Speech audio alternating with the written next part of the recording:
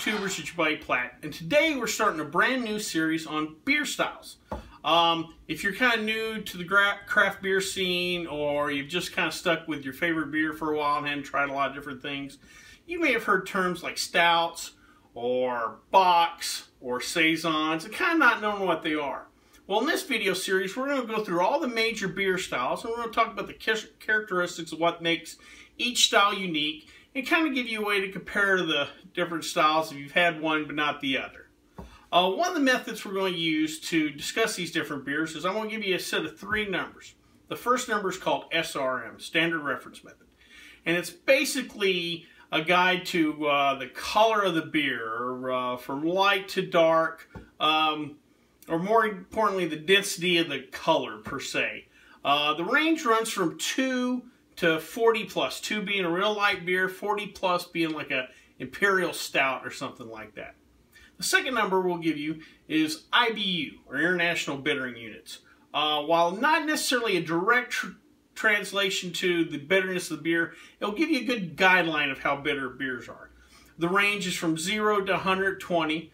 The low end of the range is your Michelob Ultra type real light beers, and on the other end is your big imperial IPAs. Some beers, like a barley wine, you're going to have a high IBU, but there's going to be enough malt sweetness to kind of balance it out. So like I said, it's not 100% direct correlation, but it'll give you a real good idea of the bitterness of the beer. And then the last number is the ABV, alcohol by volume. And that can also tell you a lot about a beer, even though you wouldn't, you know, if you're just thinking, well, aren't they all the same alcohol-wise? No. There's a difference. So the first style we're going to start with in this series is the American Light Lager. It's the most popular beer here in the United States. And to run down the numbers, our SRM is going to be between 2 and 3. This is a very light, pale beer, a very light straw color. As far as IBUs, we're in the 8 to 12 range. Not a lot of hops because we don't have a lot of malt, so there's not need to, you know, balance it out a lot. You're not going to get a lot of hop aroma or flavor in these beers. And finally, the ABV is going to be between 2.8 and 4.2. These are going to be session beers, something you can have 2 or 3 over dinner or something, and you're not going to feel it too much. The characteristics of these beers are highly carbonated, bubbly. They're light-bodied, not a lot of flavor, but they're real refreshing. They're thirst-quenching.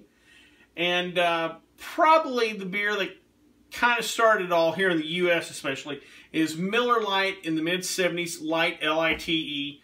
When they introduced the product in the mid-70s, it took off. People were, you know, health-conscious diets. And Miller Lite was the first major brand to come out, but all the other big brands have adopted it, and now your light beers, your Coors Light, Bud Light, Miller Lite, are the biggest sellers of each of those brands. Now today we're going to try Coors Light and see what we get.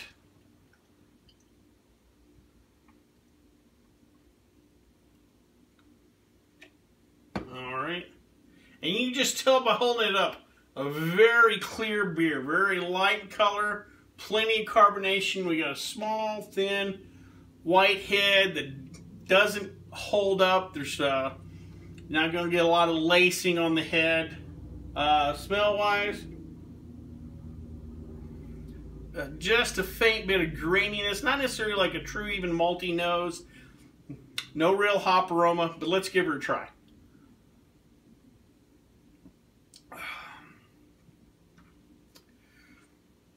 Again, not a lot of flavor, but it's real refreshing, real thirst quenching. Maybe on the finish you pick up any kind of hops, but it's faint and it fades fast.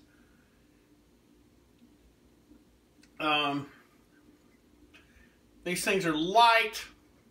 You don't want, if you ever have one of these style of beers, you won't want any off flavors or anything like that. These beers are produced in a method where they're so light that anything can kind of tweak the beer. Which in a roundabout way tells you that there's a lot of craftsmanship in the beer in an odd sort of way, because It's such a light beer that any kind of mess ups in the process will affect the flavor. But these are just light beers, refreshing, and that's probably why they're the most popular beer in America. Well, I hope you like this first video of the series, and we have many more styles to go through in the future. And if you have any beers you want me to bring up or ideas for the series, please leave them in the comments section below, or you can always contact me on the Twitter page. Well, until next time, bottoms up.